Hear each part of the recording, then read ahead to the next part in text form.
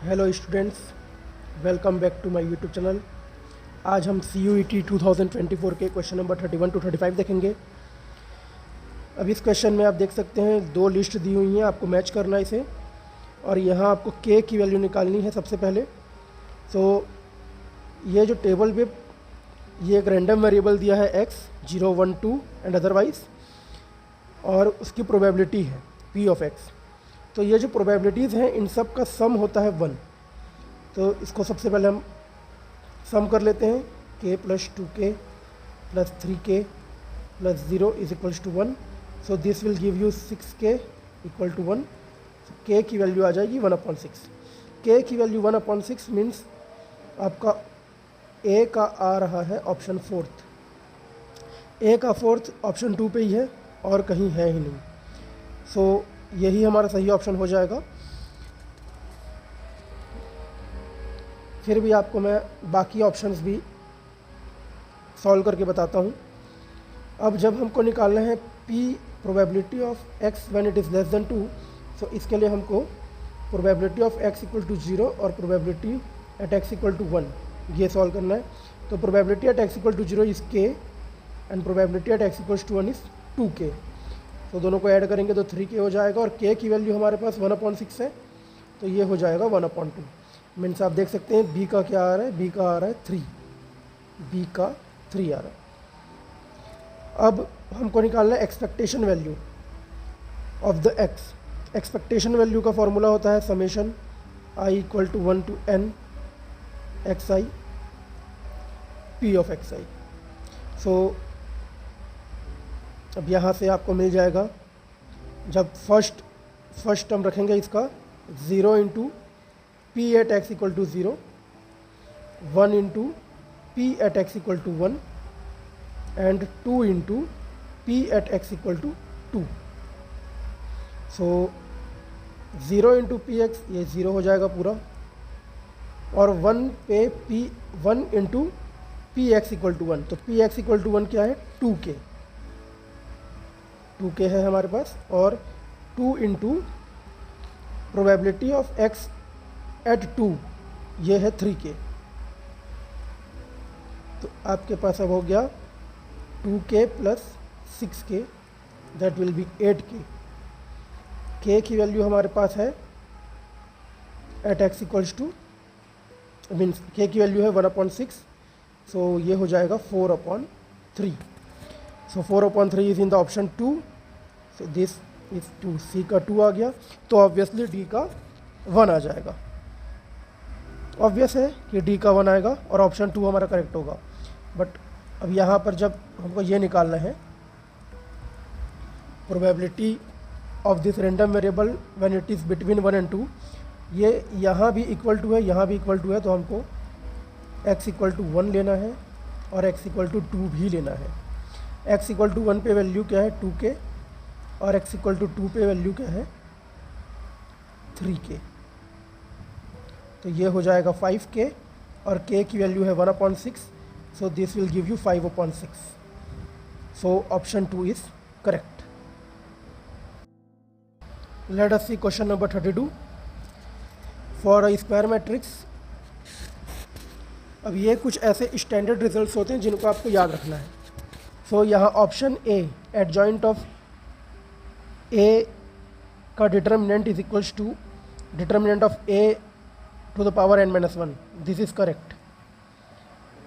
Determinant of A is equals to adjoint of A determinant of n-1, this is incorrect. A into adjoint of A equals to determinant of A, it is half information. इसमें adjoint of A is equals to ये होता determinant of A into I to the power n, but यहाँ I to the power n नहीं दिया हुआ है, so this is wrong. And this A inverse determinant of A inverse is equals to 1 determinant of A is correct. So we have only A and B as correct, so option 2 is correct. This question is also a fundamental question. So here the matrix is given to you. This is identity matrix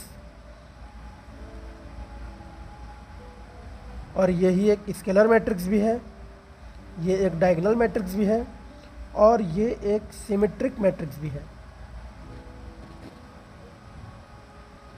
scalar matrix कैसा होता है? Suppose you have some scalar C, ऐसा scalar matrix होता है।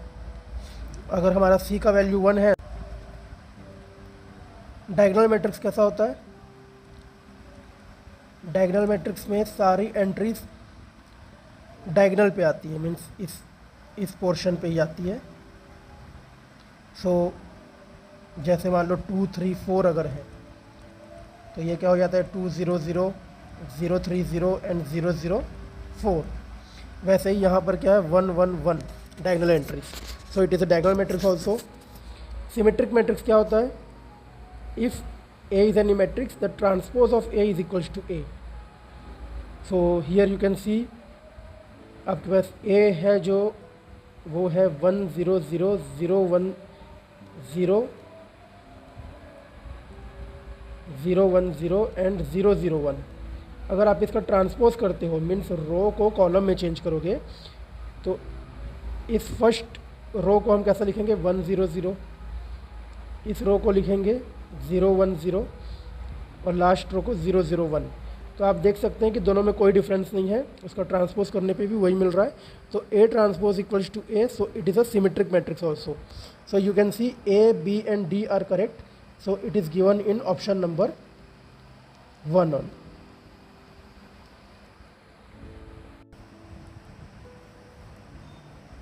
Let us see this LPP problem. The feasible region represented by the constraints 4x plus y greater than equals to 80, x plus 5y greater than equals to 115, and 3x plus 2y is less than equals to 150 for xy greater than equal to 0 is. So here we have to see which is the feasible region. So ये देखते हैं कि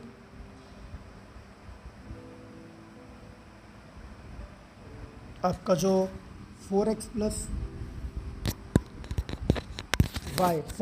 Y is greater than equals to 80 है। अगर इसको हम इस form में लिखें, इंटरसेप्ट फॉर्म में, तो x जो है x 20 पे काटेगा और y 80 पे काटेगा, means it will cut intercept at 20 and 80। सो ये x का 20 और यहाँ y का 80। इसका रीज़न कहाँ आएगा? तो आप x y की जगह 0 0 पुट करेंगे, so you will get 0 plus 0 is greater than equal to 80। So 0 is greater than equal to 80 which is false, क्योंकि 0 80 से बड़ा नहीं होता, फॉल्स है। तो इसका रीज़न, इसके रीज़न में 0 0 पॉइंट इंक्लूड नहीं होगा, पॉइंट 0 0 इंक्लूड नहीं होगा। तो ये हमारी लाइन है, इसका रीज़न इस तरफ आ जाएगा, बाहर की तरफ। In the same way see this one, x plus 5y, तो x by 115 and y by 5y by 115 equal to 1। तो ये x का इंटरसेप्ट 115 पे और y का इंटरसेप्ट आ जाएगा 23 पे। तो x का 115 ये पॉइंट है और y का 23 ये पॉइंट है। यहाँ भी आप 0 0 रख के देखेंगे तो 0 plus 0 is greater than equals to 115, again it is false. So 0 0 will not be a point of this region. So इसका भी जो सॉल्यूशन रीजन आएगा वो बाहर की तरफ आएगा। Again you have 3x plus 2y, so 3x upon 150 plus 2y upon 150 equal to 1। So x का इंटरसेप्ट आएगा 50 और y का इंटरसेप्ट आएगा 75। x का इंटरसेप्ट 50 एंड y का 75। यहाँ भी आप 0 0 रख के देखेंगे तो 0 plus 0 is less then 150। So 0 is less than 150, this is true. So 0 0 will be a point of the region, of this region. So 3x plus 2y ये वाला लाइन है, ये वाली लाइन है, ये वाली लाइन है, तो इसका रीज़न इस तरफ आएगा। तो कॉमन पार्ट आप देख सकते हैं कि ये हमारा कॉमन पार्ट आया है, ये वाला पार्ट कॉमन पार्ट आया है। ये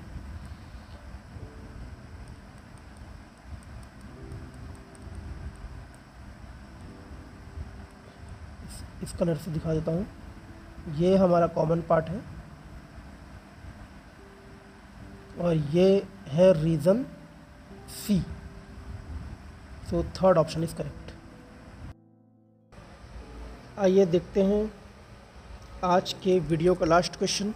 the area of the region enclosed between the curves 4x square equals to y and y equals to 4।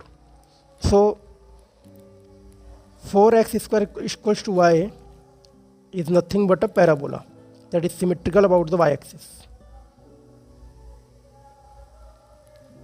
and y equals to 4 is the line that is parallel to x-axis.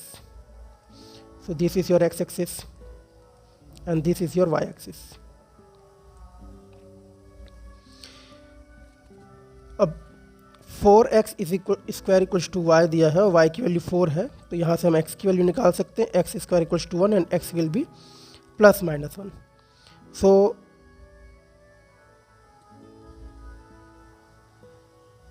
यहाँ से ये value जो आ रही है ये +1 आ रही है, +1 और 4, और ये वैल्यू जो होगी ये -1 और 4।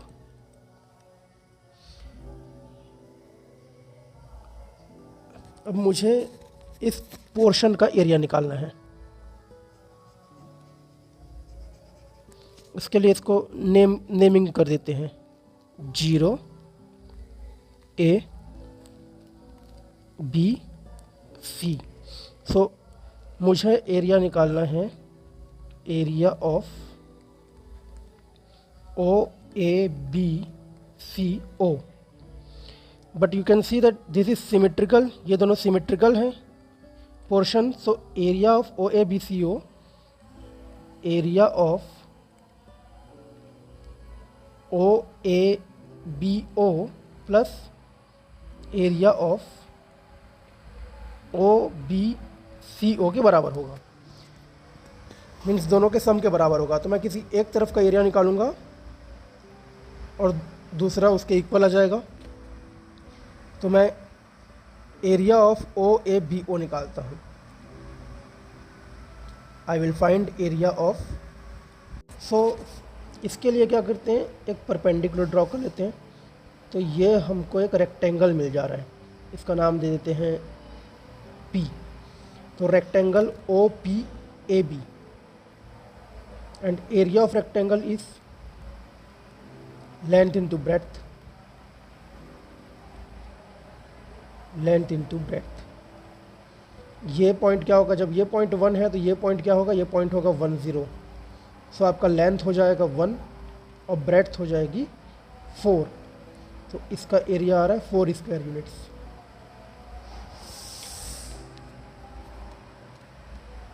अब एरिया ऑफ OABO निकालना है आपको। तो आपको क्या करना है, area of rectangle minus area of OPAO, means ये एरिया OAPO, इसको सब्ट्रैक्ट करना है। इसको सब्ट्रैक्ट करने के लिए ये एरिया निकालना पड़ेगा। सो this will be 4 minus integration over y into DX। अगर मैं यहाँ एक स्ट्रिप ले लेता हूँ जिसका ब्रेड्थ DX हो, सो अब मुझे मिल जाएगा 4 माइनस, और ये x का जो लिमिट होगा वो 0 to 1 होगा, 0 से 1। y की वैल्यू इस इक्वेशन से देख सकते हैं 4x square. So 4 minus 4 and x square का इंटीग्रेशन हो गया x³/3, लिमिट है 0 to 1। So this will be 4 minus 4 1/3। So when you will solve it you will get 8/3। 8/3 हुआ area of OABO। O A B O का area 8/3, वैसे ही area of O B C O का कितना आएगा 8/3। So आपके पास आएगा 8/3 plus 8/3, that will be 16/3। So option 4 is correct. For more updates subscribe the channel.